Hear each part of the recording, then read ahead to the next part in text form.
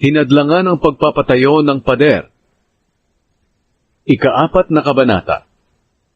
Nang mabalitaan ni Sanballat na itinatayo naming muli ang pader, nagalit siya ng husto at hinamak kaming mga Hudyo. Sa harap ng mga kasama niya at ng mga sundalo ng Samaria, sinabi niya, "Ano ba ang ginagawa ng mga kawawang Hudyong ito? Akala ba nila maitatayo nila ulit ang pader ng Jerusalem sa loob lang ng isang araw? At makapaghahandog ulit sila? Akala siguro nila, magagamit pa nila ang mga nasunog at nadurog na mga bato ng pader." Sinabi pa ng Amonitang si Tobia na nasa tabi ni Sanballat, "Kahit asong gubat lang ang sumampa sa pader na iyan, mawawasak na iyan."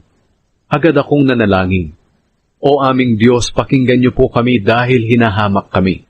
Sa kanila po sana mangyari ang mga panunuya nilang ito sa amin. Madala sana sila sa ibang lugar bilang bihag. Huwag niyo po silang patawarin dahil sa panghahamak nila sa inyo sa harap naming mga gumagawa ng pader."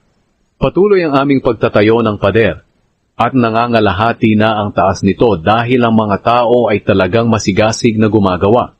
Ngunit nang mabalitaan ni Sanballat, Tobia at ng mga taga-Arabia, taga-Amon at mga taga-Ashdod na patuloy ang pagtatayo ng pader ng Jerusalem at natakpan na ang mga butas nito, galit na galit sila. Binalak nilang lahat na salakayin ang Jerusalem para guluhin kami. Subalit nanalangin kami sa aming Diyos at naglagay ng mga gwardya araw at gabi para maprotektahan ang mga sarili namin. Sinabi ng mga taga-Huda, "Pagod na kami sa pagtatrabaho. Napakarami pang guho na dapat hakutin. Hindi namin ito makakayang tapusin." Samantala sinabi ng mga kalaban namin, "Biglain natin sila. Bago nila mapansin na pasok na natin ang lugar nila. Pagpapatayin natin sila at mahihinto na ang pagtatrabaho nila." Ang mga Hudyo na nakatira malapit sa kanila ay palaging nagbabalita sa amin ng balak nilang pagsalakay.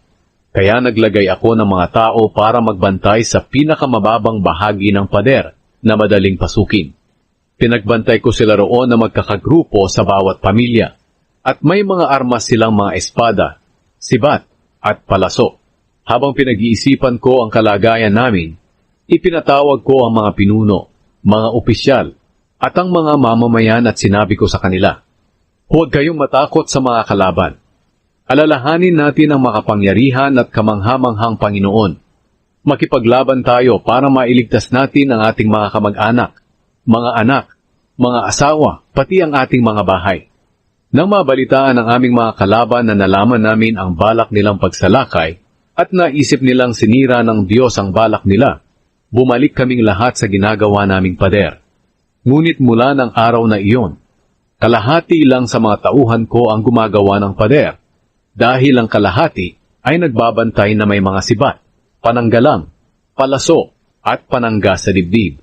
Ang mga opisyal ay nakatayo sa likod ng mga mamamayan ng Huda na gumagawa ng pader. Ang isang kamay ng mga nagtatrabaho ay may hawak na mga gamit sa paggawa, at ang isa namang kamay ay may hawak na sandata, at nakasukbit sa baywang nila ang espada. Ang tagapagpatunog ng trompeta ay nasa tabi ko.